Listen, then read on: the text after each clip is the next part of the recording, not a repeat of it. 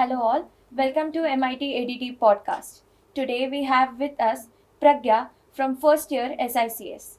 Hello Pragya. Hello. So my first question to you is, what do you like about MIT ADT and why did you choose the university?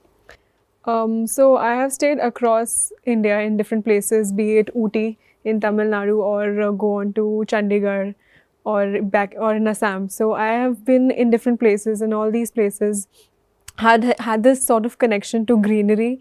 And when I saw MIT, I saw that environment here. And I had stayed in Pune. I grew up in Pune for 6 years.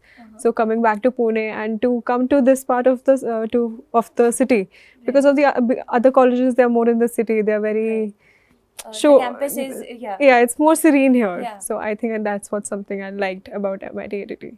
That's great. So the next question to you is, how was your first week and what are the experiences that you would like to share in brief? So I completed my undergraduation from Chandigarh. I'm now in my master's.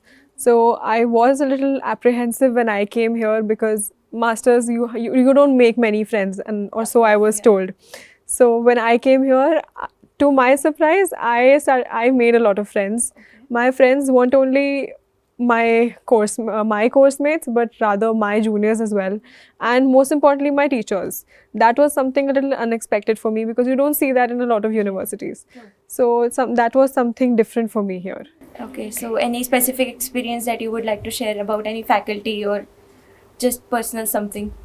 So one of the first faculties that I met here was our course coordinator back then. It was Ganganath Jha sir. Okay. So an interaction with him was something that I will remember for the longest time, because I completed my undergraduation in history honors and he was the history teacher here. Right. So there was a instant connection, and then it went on to my ethics teacher Sagar sir, and then on to Tupe sir, who is my mentor now.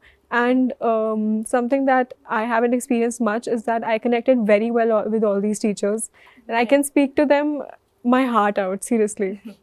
So that is something that I will cherish. Right. So the last question to you is, what is the difference about School of Indian Civil Services? Right. So School of Indian Civil Services was made to keep in mind the structure of a coaching institute, but not to make it completely a coaching institute, more like a guidance Right. Okay. guidance course for the UPSC services or the MPSC.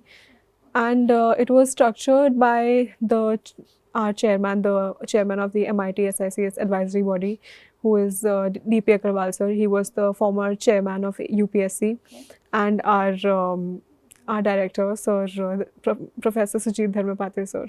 So I think they've made this course very well. So in fact, they have not only focused on the civil services, but also the other services or the exams that you can focus on, like defense services, or you can prepare for MBA or for NABARD or CID or other exams like that. Not only focusing on one particular exam.